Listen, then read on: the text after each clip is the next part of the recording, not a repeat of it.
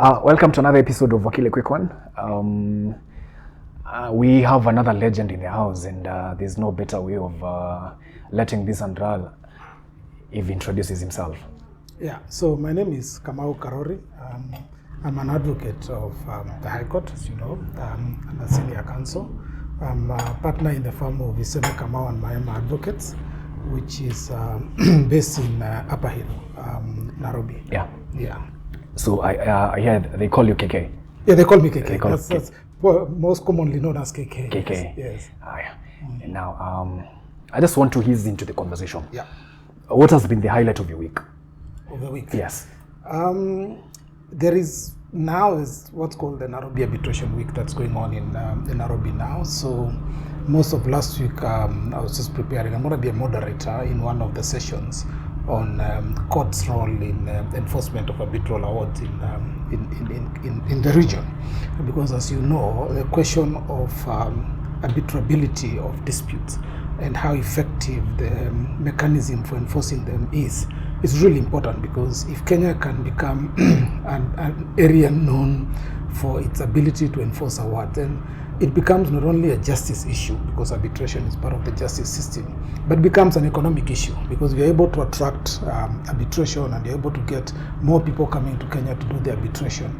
It also improves the economy of the country, because the same people will spread word about the country. It will improve tourism and so on. So it's a very good conversation that we're having. And so I'm very excited about the arbitration week and waiting to see how it will pan out. Now, let's go back to the young KK. Yes. Where did you grow up?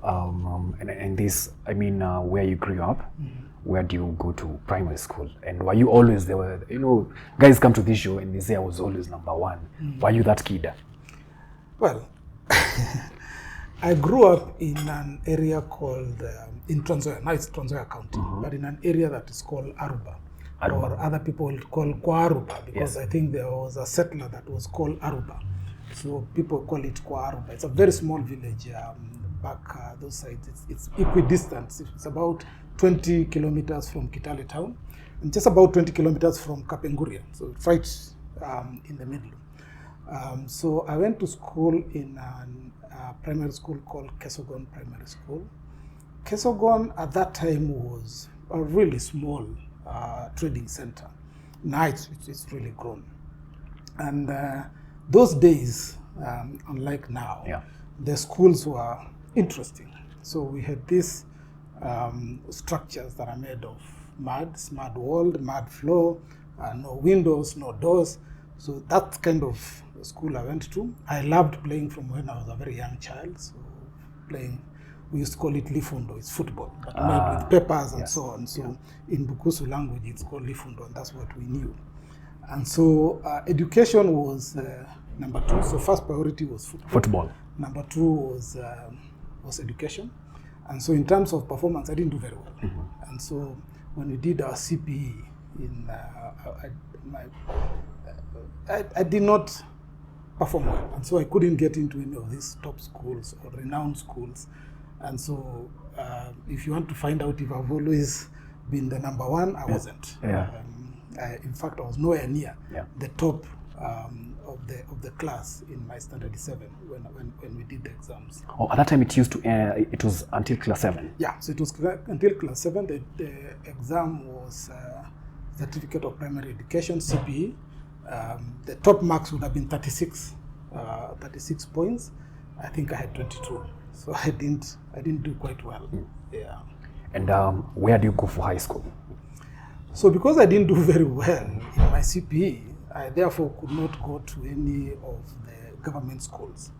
Now, if you didn't go to a government schools those days, the option that was available to you then was to go to what is called Harambee School. Harambee schools are schools put up by parents. And so I went to a local primary school called St. Christopher's Secondary School. Nowadays, whenever I tell people I went to St. Christopher's Secondary School, they think it is the one in Karen. It's a school back home in Aruba now. Yes. And because most people that didn't get accommodation in other secondary schools would fall on the wayside, parents started coming up with a way of putting up facilities.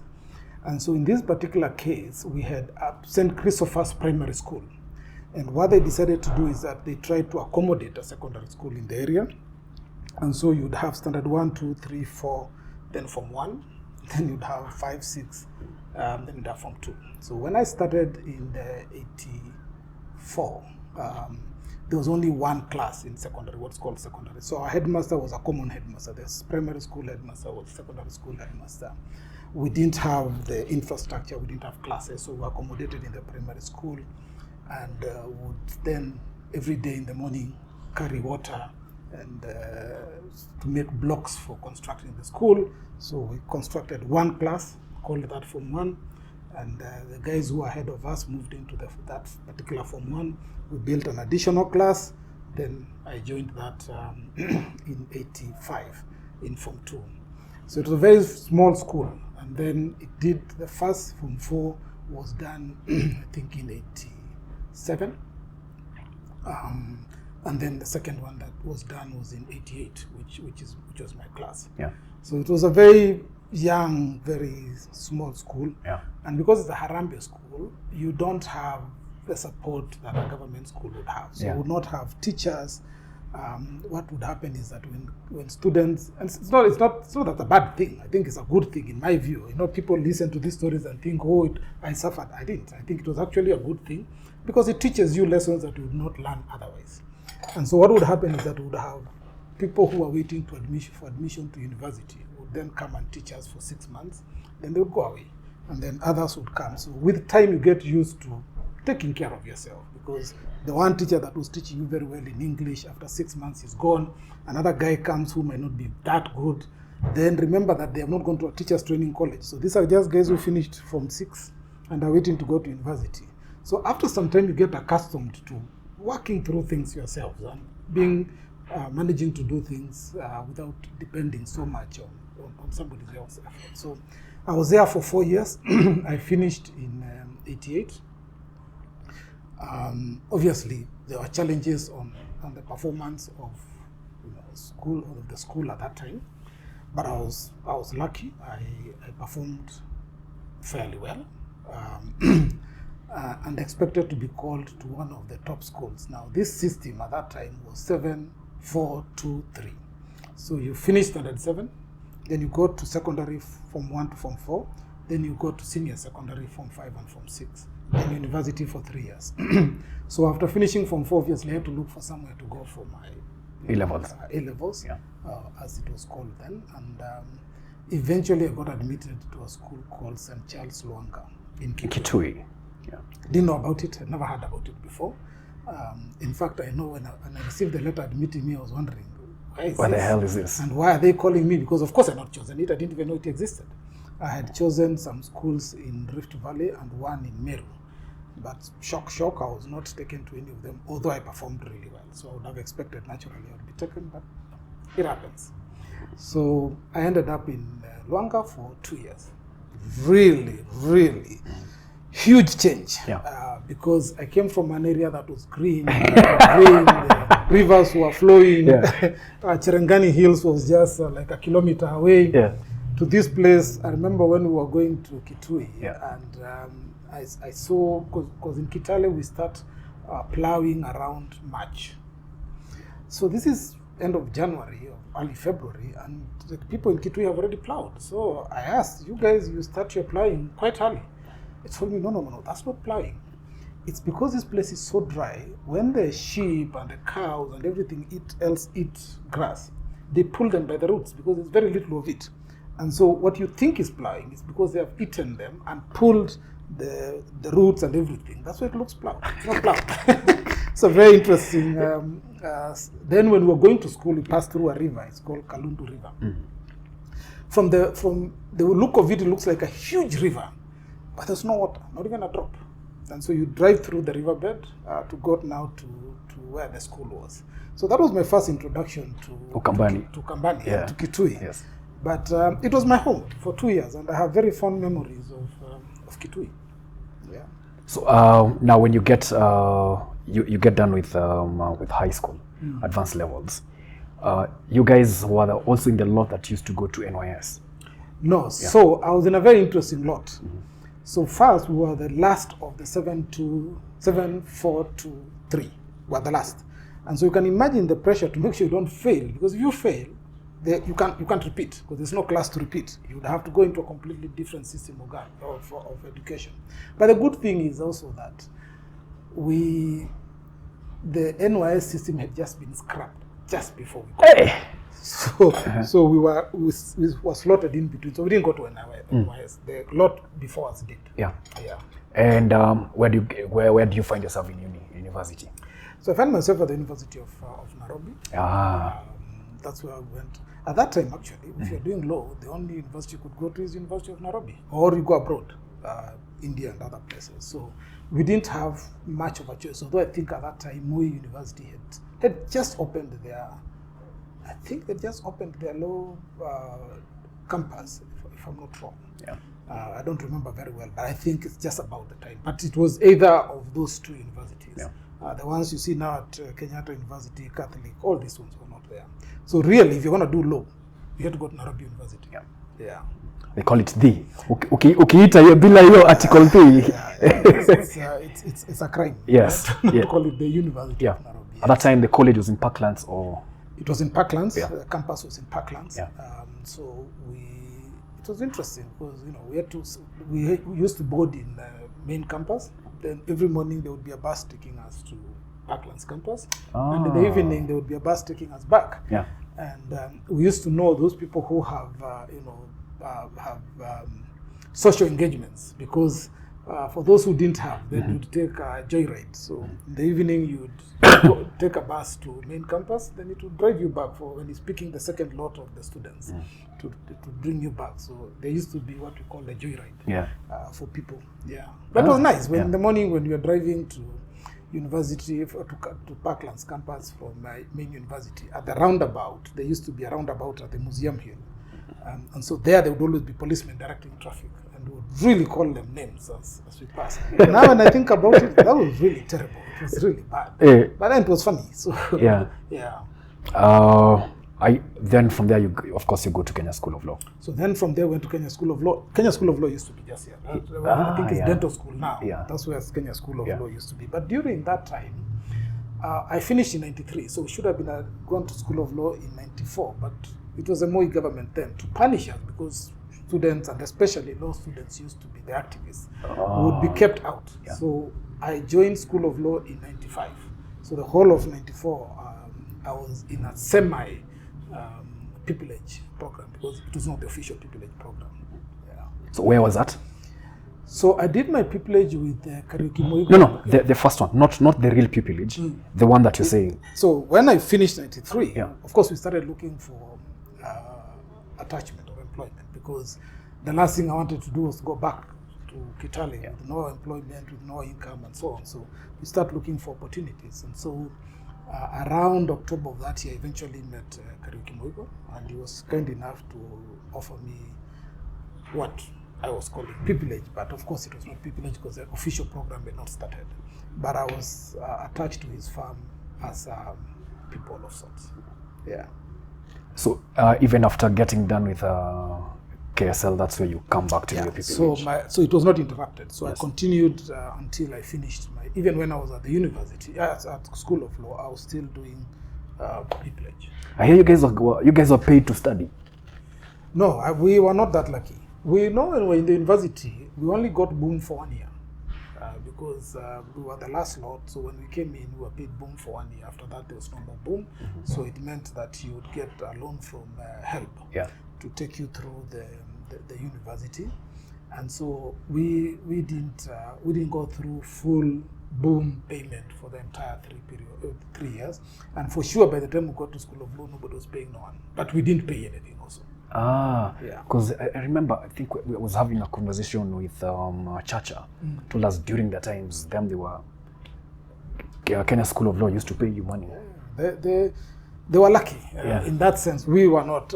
By the time we came in, austerity measures had already started being imposed. IMF had put in so many conditionalities. Some of them was that government could no longer pay people's or students. So we had to pay. But fortunately for us at School of Law, we didn't pay. but we're also not paid. Funny thing is, the more things change, the more they remain. Is it? Absolutely. Now you're talking about austerity measures. You're looking at oil prices and IMF doing whatever it is. Yeah. Yeah. So Ukamaliza, you get done with your pupillage. Yeah. Where do you start now working? So during the period that I was doing my pupillage, Yeah. and the working relationship that we had with my people master Muigwa, is that I actually got to do all the work. I got to see clients, I got to negotiate fees, I got to prepare documents, to draft pleadings, to get the pleadings filed, and would get a lawyer to go and argue if Mr. Muigwa was tied up on other issues. So I had an all-round experience in terms of how to run a law firm, from onboarding clients, negotiating and discussing fees, getting paid, preparing the documents, going to court. Other than actually arguing, I had done everything. And so by the time I finished and was admitted as an advocate, really, I felt that I had gathered enough experience and knowledge to be able to run my own firm. I think it would have been very difficult for me to get employed at that time, because what I would be taught in my first year of employment, I'd already learned and I already gotten the experience. So I straight away formed my own firm called Kamau Karori Advocates in '96, which is when I was admitted. My firm was... Wait, you guys didn't have to wait for 2 years? No, we didn't. Oh, so who came up with the regulation for 2 years? So that came after. That came after we had left. Ah, okay. It was not there at the time. Yeah. So straight away I went and started my own farm in a building called Popman House. Popman. Popman House is next to Koja Mosque. You know how Koja Mosque is? Yes. That's right next to it. It's called Popman House. So I was on second floor. What had happened is that when I was still doing my pupillage, one of our clients, the secretary, used to run a boutique at Popman House on second floor. So she agreed to let me a small office. So if you came to see me those days, you'd have to pass through the boutique first, then come to my office. And strangely, actually, some of the clients that came to see me there are still my clients to date. To date. Yeah. Have you watched a series called Better Call Saul? No. Oh yeah, I've done. Yes, I have. So yes. that's what you are doing. It was yeah. So it was an interesting beginning because I was the receptionist, the clerk, everything. Then slowly I got a receptionist first, because it was becoming embarrassing for me to say this is Kamau Karori and Company Advocates. Then they said, can I speak to Mr. Kamau? Then I say, yeah, that's me. So I got a receptionist who also doubled as the clerk in terms of organizing the files and so on. Then I hired a clerk in 97, and he's with me to date. Oh. Yeah. Then I hired a secretary, I think 97. Yeah. She's with me to date. She's actually still my PA. Yeah. Ah. Yeah. So it started, and then after that, later on when the firm became a bit big, I hired or employed a conveyancing clerk. He's still with me up to today. Oh, jeez. So I have actually 4 of the people that I had around that time who still work in this firm up to today. Yeah. Yeah. So, and then is that the time you transition? You guys now after setting your own practice, how did the conversation around setting up this firm where we are in start? Was it? Were you guys at Trattoria? Were you guys having a drink? How was the conversation had? So after I started, I used to do more of litigation, and that is my forte. That's what I love doing. And when you're starting off, that really is your bread and butter. But I also felt that it's a very risky practice to have, that you only have one thing that you do. And so what I started doing is that I started looking for other forms of work, and I got quite a few banks that were willing to give me work at that very early stage. We're talking about 96, I've just been in business for a year. So I got, one of them used to be called Biashara Bank. I got a lot of work from them. So as I continued getting conveyancing and commercial work, first I had to move offices. So I used to be at Popman, I moved to Sonalax. There were challenges with how the building was managed. I moved to Contrast House. It was much better, and I settled in there. And and I employed a number of associates. One of them, I think now is an MP, Chris Omulele, was among my very first associates that I employed. So as the firm grew bigger, the challenge arose of who will manage the other parts of my practice that I was not very keen on, the commercial, the conveyancing, and so on. At the same time, the then Senior Counsel were having a lot of litigation work, but managing it was becoming a problem. And so what started happening is that I would send a lot of my conveyancing commercial work to Senior Counsel to help me with that. And then when it came to the dispute resolution, they would get me involved in it. And so one day we were having tea with one of the partners, William, and he says, by the way, you seem to have a lot of capacity when it comes to dispute resolution, which we need, and you seem to have challenges in managing your conveyancing and commercial, which we have in plenty. So it just looked like a natural marriage progression to go into a merger. As it turned out, the senior partner then in the firm, the late Mikey Seme, is somebody that I knew from back home, because he's from those sides of home. James Kamau, of course, is my brother, so he's somebody that I knew very well. And so, but the conversation actually started with William, and we had this conversation, and we started looking at the modalities of how to do it. And within 2 months, we felt really, it's only natural.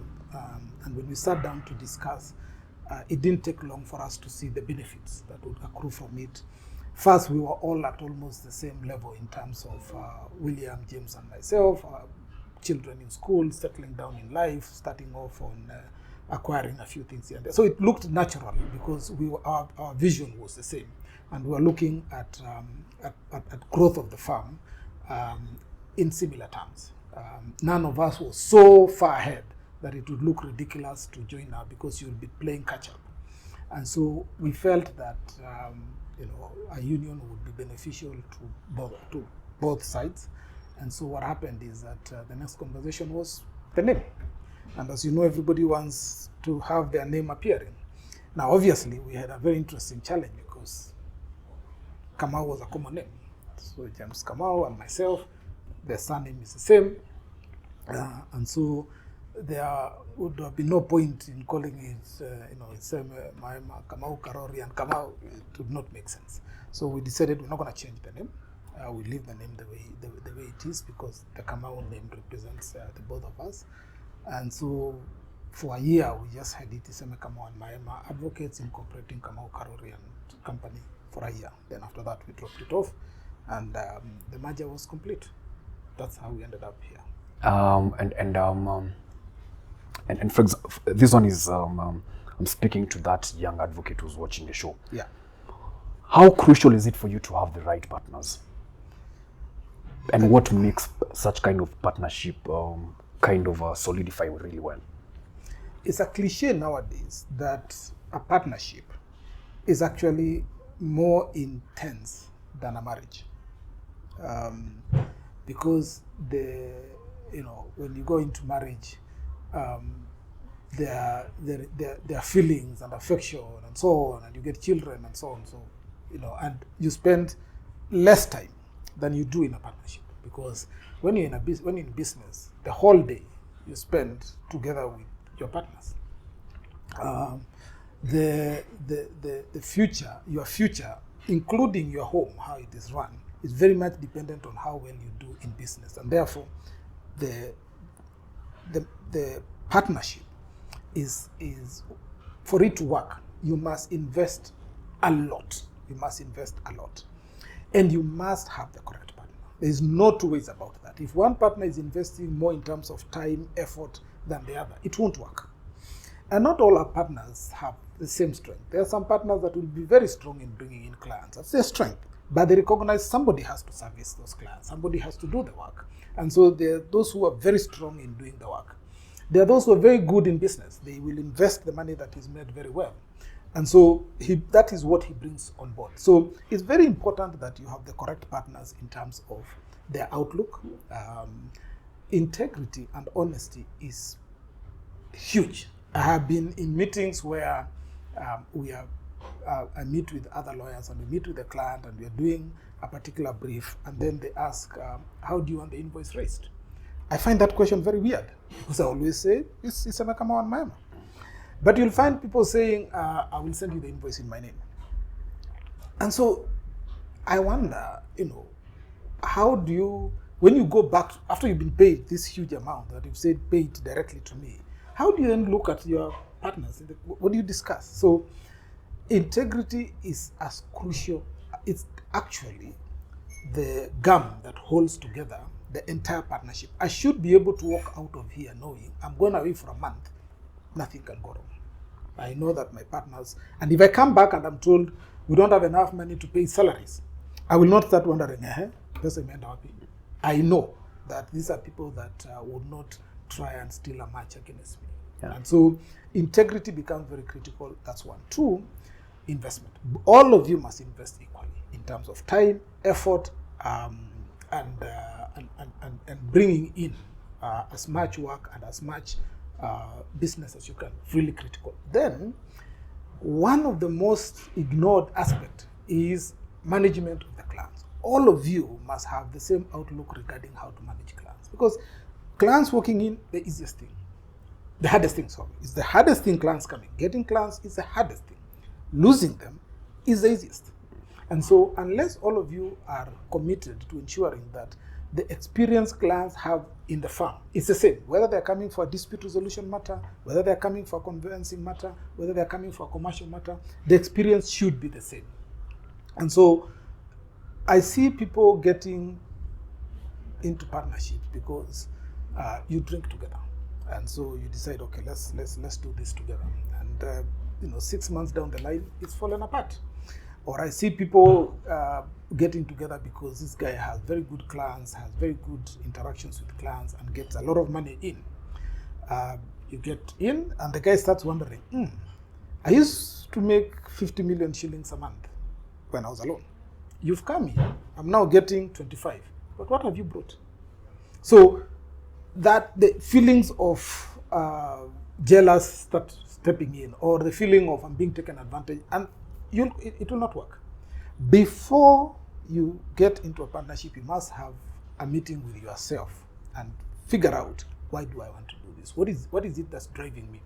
If it's money that's driving you, full stop, it won't last. If it is the big names of the clans that is driving, it won't last. It has to be a combination of, this is somebody that I can trust with my name, because if you form a firm like this and one of the guys is a thug and is arrested and charged, it spoils the reputation of everybody else. So you must make sure that you have the correct partner with you. You must know them. Don't start knowing them after you have become partners, because then it is too late. So it's not as easy as waking up in the morning and thinking, I like that name. I think I should be a partner there. And the other side also, I've seen partners in established firms looking for a young talent as a partner because they saw him in court arguing very well, or they have read about him on LinkedIn. And then he comes in and his character is not in keeping with what you would consider the best. And that's why you find some partners will be hired and there will be a fanfare about them. 6 months down the line, it's over. Yeah. It's done. Yeah. So you need to be very careful. Just the same way you'll not wake up one day and propose to a spouse and get married. The same way, you can't wake up one day and you think, I think I can do this. I still want to ask guys to get stuck at the partners. Have you guys gotten someone as a pupil and they've risen the ranks and all the way to partnership? Yes, many. Yeah. I think we have about 4 or so out of the 15 actually went through pupillage here. Oh, because you normally see many times. You remember that saying of a prophet is never appreciated. Yes. So many times people just go out first. You start here, then you go out, then you come back. I believe strongly, because I'm in charge of the pupillage program here. Yeah. I genuinely believe that the best talent you can get is the one you nurture yourself. And you get to know people's character when they're still very young, before they start getting into other habits and influences. And so because you came in here when you are still very young, I saw you when you had not made a name for yourself. I interacted with you at that time. I get a good feel about you. You also get to know the firm very well because you are people. So you can see a lot, and people see a lot of things that maybe I might not even be able to see at my level. I don't know a lot of what happens in the departments, but these people do. And so by the time they are coming in, it's because they have checked and investigated and seen this is a good place to start off from. We already have a relationship because you're my people. I taught you, I interacted with you. You know my habits, you know how we handle conflict, because there will always be conflict in any situation. I know how you respond to action that is taken when there's need for some action to be taken. So you know us, we know you. Yeah. It's easy to grow with you. I can see you progressing from associate, senior associate, and then it's a natural transition to become a partner. I don't have to call someone else and ask them for references. I don't have to call and ask you which clients should I reach out to and find out about you. I don't have to ask about your past employer. So it's a natural transition. It's much easier to deal with ingrown talent than to bring in talent from outside. It's not wrong. It's just easier because I have less work to do in terms of references because I'm the reference. So it's much, much easier. And for a firm like IKM, by the time you're becoming partner, you will have interacted with how many partners? 15? So really, all 15 of us cannot get it that wrong about you. So it's much easier when we say we know this person, we've dealt with him, and we trust him. Because trust is integral to the success of any firm. Without it, nothing works. Now, you've mentioned about being head of the pupillage program here. So at what moments do you guys call in for applications for pupillage? And then also, when you're getting someone for pupillage, what are you guys looking for? So pupillage is among the purposes it serves. Obviously, there is the School of Law, and you need to be trained in various areas. But it's also a talent pool from which you get to see the pupils at their lowest. So we give the opportunity to as many people as we can. In a year, we receive not less than 300 applications for pupillage, 300 applications for not less than. So 300 would be the least. Obviously, it would be humanly impossible to interview 300 people. It's not possible. And so we go through your performance. So we check. So we'll say, first of all, we'll start with maybe people who have second upper. Then you'll still find you have 200 people who have second upper. Then we will go down and we'll say we need second upper, and at Form 4 you should have gotten certain grades in English, in maths, until we get to a number of about 50 or thereabouts. Then those are taken through what's called a psychometric test, which is online. And then that probably will bring it down to maybe about 30 or thereabouts. And those then are taken through an interview process, both by a panel consisting of associates and partners. Normally, we will end up with 15, who then we give the pupillage opportunity to. So in terms of what we look for, really, is we look at performance, because we make it as much as possible to be merit-based. And the only way to make it merit-based is that the same criteria should apply across the board. And so we don't go out to say, for example, we'll take 10 from the University of Nairobi or 10 from Strathmore, because it's impossible. So depending on who has applied, and sometimes we'll end up with a huge number of people from one university. It's happened before. And that's just because in terms of the quality of performance and on a merit basis, they did better than others. But we try as much as possible to have a cross-section of peoples, and that is why we have programs, and we are increasing. We have engagements with universities, University of Nairobi, Strathmore University, KU, and so on. We have engagements with them to try and put information out there about our program so that the peoples can then apply. But we also put it on social media, like this last one. We put out one about a month ago where we informed people that we are receiving applications for the pupillage program and inviting suitably qualified people to apply. Nowadays, nothing happens without doing it on social media. So we have it on LinkedIn, we have it on He is called X now. Yeah. I'm not on social media, so I have no idea about some of these things. Zero. You're not at all. Is LinkedIn social media? Sort of. Yeah, that's it. Yes. And WhatsApp, that's social media. I think it has morphed into something more of a necessity, not really social media. So those two. Yeah. I have WhatsApp and I have LinkedIn, and that's it. Yeah. I am not on Facebook. I don't know all these other things. TikTok. No. Instagram. Yeah. I don't know Facebook. Yeah. No, I'm not. Yeah. Now, still on partnerships, you guys have created a giant of a firm. How did you guys start having conversations with it's DLA Piper? Yeah. Yes. So after when we merged, the firm actually started growing exponentially, as would be expected, because of the synergies that were there. And one of the things that we said is, why don't we set up our own office? Why? We are investing not only in the firm, but we're also investing in ourselves. Because, as I say, people who eat together, they get that much closer. And so we bought this plot and we put up this building. And that was probably one of the best decisions that we made, because then we got a lot of, I remember one client walking in and saying, when he came to my office at Popman House and I would ask for 100,000 shillings, his question would be, for what? You have a small office behind a boutique. Your expenses must be 5,000 shillings at most. And it was at that time. The rent, I used to pay rent of 5,000 shillings per month. And so when we came here, people would come, and the same client walked in here, and we discussed, and he said, here, even if you ask me for $1 million, I can understand.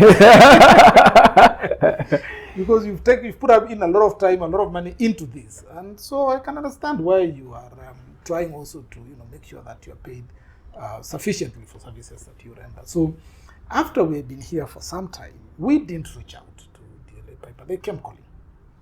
They wanted a footprint in Kenya, and they wanted an office in Kenya. And they visited a number of law firms, the top firms at that time. And they settled on IKM. And it's been a very good partnership since then, and we've been together for very many years. And it has worked very well. But they came and they would interview you, they would want to know your DNA, they would want to know your facilities, they would want to know how you're performing, they'd want to know your reputation. So of course they'll go out there and ask clients and ask people about you. They do their research. By the time they come to talk to you, they've done their research. What they're able to find on the internet, they will check. So by the time they come to see you, they know you probably better than you do know yourself. And do you guys have, is there a partnership board or something? How does that management work? So, these are called Swiss variants, but we are not, so there is something called DLA Piper Africa, which is a combination of independent African law firms, which operate independently. We have our own, partnership and partners. But then we have a board that runs the DLA Piper Africa, in the sense that they look at how to work in harmony across the various countries. So we'll be there in Tanzania, Uganda, and so on, South Africa, all that. Then in turn, that DLA Piper Africa is connected to DLA Piper International. But at the moment, we are all independent law firms, but fall under the umbrella of DLA Piper Africa. And that's why you'll see in the documents that we have, it's called IKM, DLA Piper Africa, IKM. So DLA Piper is what brings us together and provides an umbrella. And assurance it gives is that if you go to Tanzania, if you go to Uganda, the standards are the same. And you can come from Kenya and say you want to do something in Uganda. I will be the one, I'll talk to the person in Uganda. So for you, when you go to Uganda, you'll get the same level of service, the same level of quality as you would in Kenya. So you have the comfort of knowing we are not being just told, just go to Uganda or go to Tanzania or go to South Africa and sort yourself out. We are in a form of relation where we work together to ensure that the experience clients get is the same across these different countries and these different offices. Is that the future of law firms? I think it's the future of law firms. I think, in my view, it works much better because a client that is in Kenya, and as the borders shrink more and more, and now we are talking about the Africa Free Trade Area and so on. So as the borders start collapsing, people will want to know that they can get an Africa-wide service or offering, irrespective of the individual countries. And so it's just a matter of time before you will find that these synergies make it much easier for a law firm in whichever country to operate.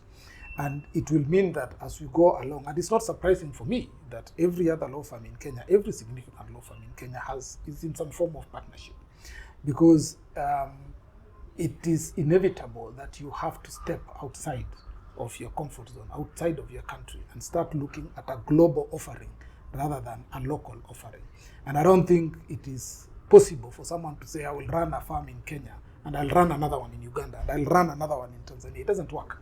Our cultural differences are such that you are better off making an offering in an area where you are confident in, and you're very good at, and you're an expert in, instead of trying to be a jack of all trades. And so for that reason, I think that it will not be possible, it's inevitable that all firms will have to have offerings like this.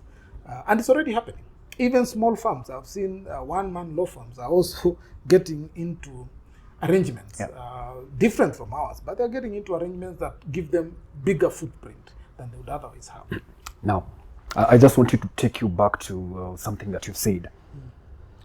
A client walked to your office, Portman, and they were asking you, why should I give you 100 Gs? And they walked in here and they wanted to give you, they can give you comfortably without asking questions, $1 million bob. How is perception and personal branding critical to the business of law, and especially to the young advocates who are coming in now? Let me tell you, there's nothing that beats branding. It's the biggest thing that I've ever seen, personal branding. Yeah. And I'll tell you why. In law, it doesn't matter, I think, what you say about yourself. It doesn't matter, because it's about what others say about you that becomes important.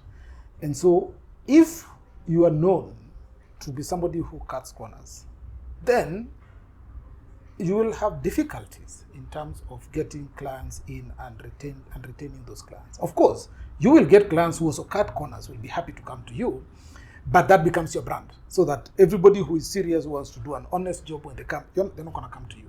So branding becomes very important. And the shocking thing I have discovered in my years of practice is that very many clients don't have a problem paying you good fees if they trust you and they feel confident that you're not trying to rip them off. You're not trying to make a killing in one matter, that you actually are thinking of them and you're interested in their work. And they don't mind paying good fees if they know that the service they will get is worth that amount.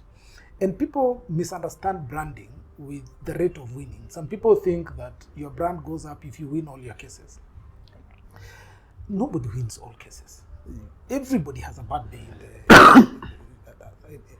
once in a while. And so, but if the client knows that that was done really well, they don't mind. I remember I did a matter at Public Procurement and Review Board, and it was a big case, and I was really immersed into it. It was my first case at the public, at that particular forum. And we went and we provided our arguments. There was a preliminary objection. We succeeded on the preliminary objection. We lost. And when I was leaving, I was feeling so bad because I genuinely believed this was a case that we should have won. And so when I met the client at the Stanley, we had a meeting, a debrief at the Stanley. And of course, it was downcast. And so when we sat down, I didn't know what to say. But one of the most touching things I ever saw, he turned around to me and says, KK, that case could never have been done any better. That was the best that case could have been handled. And so I'm grateful. Thank you. You immersed yourself into it. I was thoroughly impressed. Thank you. And this is a loss. Now, that client has referred many other clients to us, not because I won the case, but because they felt that I really put everything that I could into the matter, And I was passionate not about my case, about their case. Because the client wants to know that you believe in their case and that you have offered them the best service. I also have in situations where I've told a client, don't bother. This is a terrible case. You are not going to succeed. He says, but okay, I'm prepared to pay. You know, I've gone to other lawyers, they've told me their fees. Tell me what your fees is for doing this. And I say, I'm not going to do that because I know you're not going to go anywhere in this. You're going to lose. Yeah, and I don't want to just take your money and walk around feeling I was paid, yet I know that was a horrible case. So your decision to take on this matter and to litigate it, I think, is a problem. So you are not a bulldog for release to go and attack. You are an advisor, and you need to be a trusted advisor. And a trusted advisor sometimes tells clients bad news. You don't always give good news. Sometimes you'll give them bad news. But the minute they know that guy cares, and that is why, despite the fact if he had said yes, I would have paid good fees, he actually said no. Why? Because he cares about me. So when clients have that feeling about you, that becomes your branding. Now, people misunderstand branding by saying, oh, you need to be on, I don't know where, you need to, you know, people say things about yourself. No. Branding comes with time. It comes with what people say about you. It comes with the references that you get. It comes with when you walk into court, what do the judges think about you? Do they think this guy? Really? It comes with the day you don't turn up in court. Will they say, this fella now never comes to court, he's, you know, or will they say, clerk, can you call Mr. Kamau's office because I've never seen him not turning up for his matter. There must be a problem. That's branding. That's name recognition. That's what you want. You want your clients, when they go out, to feel proud that you're the lawyer. That's what I call proper branding. And that is what makes a lawyer. It's not what you say about yourself. Let's talk about IBC. Yes. And Supreme Court. Yes. You've appeared quite a number of, I think all presidential petitions you have. Since 2013. Oh, you have? Yes. At some point, did you were at IBC's team, or you've also represented some of the petitioners? So the firm has represented, no, always IBC. You can't represent it because, of course, you're in the panel. Oh, okay. But my firm has represented IBC in petitions filed outside the Supreme Court. Yeah. So, but I've always, from 2013, we have been acting for IBC. Is there, in some of these political matters, they're quite charged. Is there at some point, do you ever feel that there's a threat to your life at any given point when you're undertaking your duties? Have you ever encountered such a situation? No, because I don't consider it a political case. I consider it an election petition case. Of course, when you are dealing with the presidential petition, it means that all those candidates who supported the losing candidate don't really like you because they misunderstand the role of a lawyer. A lawyer does not run an election. We advise the client in relation to legal issues that arise after the conduct of an election. I represent IBC because IBC is the one which conducts the elections. And the role that a lawyer has is to show that the conduct of the election was in accordance with the Constitution and the Election Act. That's my job. I don't go into politics. I don't discuss the candidates themselves. That's not my job. My job is to show that from the day the elections commenced at 6 in the morning or whatever time until 5 o'clock when it closed, everything that was done in accordance with the law, and that the outcome, the result that was announced, was the correct result. It is the job of the person who is claiming otherwise to prove it. And so when they don't prove it, that does not mean that I caused the loss of the candidate. No, it just means that the election were conducted the right way and that the outcome was the correct outcome. That's all. That's my job. And so I've never really felt under threat because I've never thought of myself as a lawyer for the successful candidate. I don't represent a successful candidate. They have their lawyers in court. I represent IBC, and IBC is a referee. When two teams clash, and one team wins, and there is fracas in the stadium, rarely do you see them going for the referee. They'll be going for the opposite players and so on.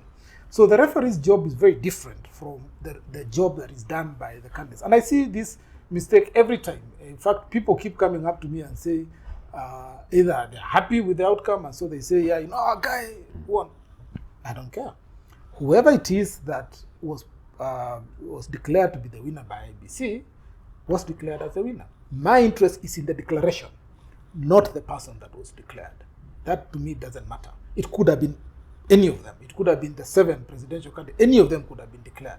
And if they were declared after a properly run election, I will defend the outcome and the process of the election, but not, who ultimately gets sworn in. That is the job of the lawyers that they hire to represent them and show. For example, there will be issues about nominations, how they were nominated, how it was processed, how the party picked candidates, all that. None of my business.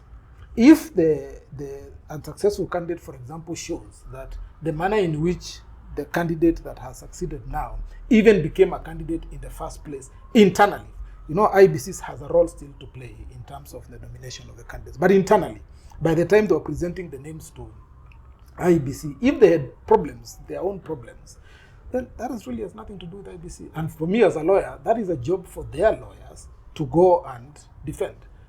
If there were issues about how they picked the agents they presented to the IBC, because once you presented the agents to the IBC, it's your agents. So if there are issues, that's a party issue, nothing to do with IBC. So it's important for people to always remember it's about the conduct of the election and the ultimate declaration. That's where I come in, and that's where we, representing IBC, get involved in showing that the entire process was done in accordance with the law. It's as simple as that. So the Supreme Court will investigate, or the court will investigate, how was the election conducted. And if it finds that the election was conducted in accordance with the law and that the declaration is valid, of course, then it will go to the extra step and say, and therefore, so-and-so was validly declared to be the winner. But that's the Supreme Court's decision, but my client will have declared the outcome of the results and who, pursuant to that declaration, therefore, garnered the most votes, and that he garnered the number of votes required, the threshold was met, and therefore he is properly elected as the president. So do I sometimes walk around and feel, wow, maybe? No, I don't. Perfect. Yeah. Now, talking of elections, we have elections LSK around the corner. Yeah. And we have seen a very symbiotic relationship between the juniors and the seniors. Yes. One element of the young lawyer is being used as a yardstick. And again, the young lawyer is bashing seniors. We've seen a lot of it on social media. How paramount is respect and professionalism in this profession of ours? How paramount is it? Fortunately, I'm not on social media, so I don't see a lot of those. Even things. WhatsApp, you don't even see them on WhatsApp. No. I think the people I'm on WhatsApp with don't send those ones. But yeah, I think that there will be challenges for the various levels of advocates, and there will be different priorities along the lines. And even us, one day, we were junior lawyers, and it has taken time to reach where we have reached. And with time, our priorities probably have changed. But I think that this is one area of law, one area of practice and career that respect becomes really important. And I always say that if you're disrespectful today, and that becomes the way things are done, you will be the victim of that later. I think if there are challenges regarding, how people interact, the senior lawyers and the junior lawyers, if there are challenges about how they interact, I think there are ways of dealing with those challenges. Maybe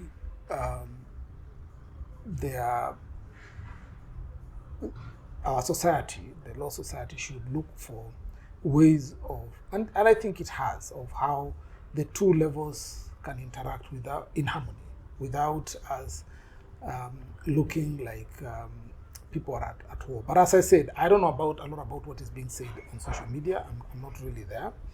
But I have heard, of course, I've attended a meeting not long ago where somebody spoke at length about how they feel about seniors. We will respect you if you respect us. We think that some of you pay very little. Others, we don't like the way you talk to us, and so on. But those are, in my view, are things that are very, some of them are very individual. The way I talk to juniors is not the way the next person will speak to them. The way one junior speaks to me is not the way another junior lawyer will speak to me. I don't think there is a need for classification across the practice of juniors and seniors and so on. I don't think it's necessary. We all serve clients. When I walk into a court, I don't look at my opponent and think, this is junior. You are a lawyer. You are admitted as an advocate. You deserve respect like anybody else. I won't stand up and say, look at this one, And neither do I expect him to say, you're taking advantage of I don't expect. So I think that some of these issues that have cropped up about how one group is disrespectful, because now the older, let's think some of the younger ones are disrespectful. And some of the younger ones believe that they are mismanaged or mishandled by the older who happen to be the employers in many of the instances. But there's no difference between that and other areas and other cadres of employment. In doctors, for example, by the time you go through the ranks and you are able to stand on your own, you will have gone through a process of training that sometimes is not really that easy. And so I sometimes wonder, what is the real point of conflict? And probably that is something that the law society, the judiciary, need to look at, because if people are having, because I've heard one of the things they say, they are talked to badly in court, is that something that the presiding judge then can be able to see how to manage that, so that young lawyers don't feel disrespected or disregarded. If it's young lawyers, I have been myself the victim of a very rude answer from a very young lawyer. I made my submissions, I finished, and he starts, and from the first word was, he thinks, who does he think he is, just because he has been in practice for many years, and so on and so on. You are kidding me? Yeah. Yes. And actually, at some point, the judge had to tell him, argue your case, stop talking about him. That's argue your case. And oh, jeez. In fact, he would say things and I would go like that, because I also don't want to interrupt him, because it's feeding into what he's saying. Yeah. So I would just, until the judge himself got angry and said, you're actually not arguing your case. Now it has become about your opponent, which should not be the case. So it happens. There are rude lawyers who are old and rude lawyers who are young. There are disrespectful lawyers who are older. There are disrespectful lawyers who are young. There are very good lawyers who are senior. There are very good lawyers who are junior. There are very respectful lawyers across the spectrum. I think it is wrong to paint everyone with one brush and say senior lawyers are rude, younger lawyers are disrespectful, and so on. I think it's just wrong. Yeah. We have to recognize that there is a generational difference between the various categories of people. And there are some things that to me are not priority, but they're priority to a very young lawyer. And there are some things that are priority to a very young lawyer, like to me, are like, it's not a big deal. Yeah, I'm not in his feet, so I don't experience everything he experiences every day. Neither does he experience everything I experience every day. Let's talk about the fun stuff. Who's KK when he's not in the office? What do you do for fun? I once went out of the country, and I was moderating, and that's a question that I was asked, and I was like, really?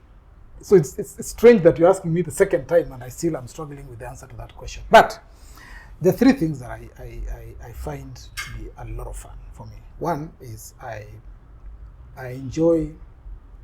really enjoy, especially when I'm stressed, spending time with my young kids.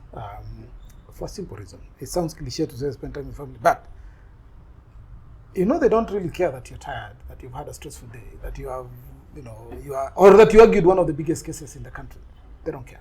they will still ask you the same things. They will say, you know, Dad, I want us to go for, you know, for, what do you call it, ice cream. And you're like, Kai, you know, but they have a perspective that's amazing. They will tell you things that you've never thought about. Every time I either I'm feeling very stressed, that's one of the things that I like doing. I just like spending a lot of time just listening to what they have to say. It's amazing. I think parents miss a lot when we don't spend more time with the kids, because they have perspectives that you never imagine, and they're genuine. They're the truest and most genuine feedback that you get, and the feeling you walk out with is a genuine one. If you feel elated, it's a genuine one, because someone was not calculating how. It's a genuine one. That's one. Two, I come from Kitale. I enjoy spending time in Kitale. So if I want to depress, that's where I go. Depress by I've been pressing so much, I want to release a bit. That's where I go to, because it's still a very laid back and natural environment. The people there are very simple. It's when I came to Nairobi, for example, for the first time, not Nairobi, when I was going to Kitui, that I saw padlocks on doors. I mean, when we were growing up, there was no padlock on a door, because who is going to come and steal? So they're good people. They are really good people. And so I enjoy going back there and spending a bit of time, you know, just, you know, the environment itself is amazing. So that's the other thing I do. Then I like going to the gym. Fighting with chumas has a way of making you feel, even when you are feeling very elated, brings you down to earth, because you're trying to lift that 50 kilo or whatever, you can't. Someone else is standing next to you and is able to do it. It reminds you you're human at the end of the day. So it's really, it's really amazing how those help. But I think it's not one thing that I do that defines what do I do for fun. It's a number of things. I love watching movies. I think on Netflix right now, all the interesting movies, I've actually seen them. Most of them. I love watching series, the good ones. So I think when I want something, what do they call it? Not active, passive entertainment. That's what I do. I love listening to music, specific music. Which genre? Actually, I've come to discover that I was watching YouTube the other day, and I was listening to some Kikuyu music. The wisdom you get from listening to those music is amazing. So I love listening to those, especially the old ones, the Kamaros and so on. I love listening to them. I love listening to, I don't know what genre it's called. Actually, I've never thought about it as a genre, because I think I do across, you know, Jenny Freakies. I love listening to her. Whitney Houston is one of my favorite musicians ever. I find her songs just simply amazing. Gerard Levert, I find very good. Huge voice, really nice. So those kind of music, I enjoy listening to those. I don't do boom boom boom bam. I don't do those ones. No. I used to listen to reggae, not modern reggae anymore. Those old reggae. The bobs. Good. Yeah, those ones were very good. I would listen to them. The Alpha Blondie, those ones. Oh, okay. Yes, so those ones I used to listen to them. When I was in university, of course, the songs to listen to are the Kenny Rogers, Don Williams, what's this lady called? I forget her name. Those are the ones who used to listen to them. And sometimes I still listen to them. It's a song I listen to which says, I know that you know it. If you want to find gold, go looking in the mountains. I don't know If you want to find silver, go digging in stone. If you want to find love, go looking at home. It's very nice. You listen to it. Yeah. Very good. Have you shepherded one of your kids to take over from you? I haven't shepherded any of my kids, but one of them is actually doing law. Yes, one of them is. And it's very interesting because when he was younger, he had sworn he will never do law. He wants to do his own things. And I said, no problem. If you don't want to do law, happy for you not to do it. do any other courses, but it has to be a professional course. So do medicine, do law, do engineering, do architecture, do whatever. It has to be a professional course. So he tried his hand in whatever it is he wanted to do. Eventually, he just called me one day and said, Dad, I'm going to do, not because of you, but I'm going to do law. Yeah. I said, okay, fine, Yeah. good. And he has done, he's finished his law school. He has finished his master's. He's currently doing his internship. Yeah. But not here, not in IKM. Yeah. And I don't know whether he has any plans to come here because he's out of the country. Yeah. I don't know whether he has any plans of coming here. But I've never tried to determine what kids will do because nobody ever pushed me when it came to my choice of career. So I always believe that let them find their own footing. Whichever one, the role of a parent is to support it. Obviously, as long as he's not saying I want to be a drug kingpin, then that one now as a parent you have to tell him no. Yeah. But anything else, the role of a parent now is limited to just providing support and experience. You can tell them where you're going. Yeah. Last question. It's Rugby World Cup time. Do you have any team that you're rooting for? Unfortunately, Yeah. that's the one game I don't follow. Or at all? At all. I don't know anything about it. I know people hit each other a lot and, and they keep tackling. That's basically all I know about rugby. I don't know anything about rugby. Okay. Actually, I have watched tennis. Now I know tennis. Of course, I know soccer, football. I used to play when I was a kid a lot. But if you ask me, obviously I would root for South Africa because it's an African team. And so it's the only one that I know a lot about. And so I would root for South Africa. I don't know how they are performing. They're playing really well. Yeah. Beautiful rugby. Ah, okay. Yes, Yeah. expansive. Very good. So Yeah. that one, and it's because I watched, what was the movie called? Where Mandela went to be Invictus. Yes. So I watched it. That's my extent of my knowledge Yeah. of rugby. I don't know much about it. Yeah. Yeah. That's it. Thank you. Now look at the camera and say, Wakili, quick one. Wakili, quick one. Yes.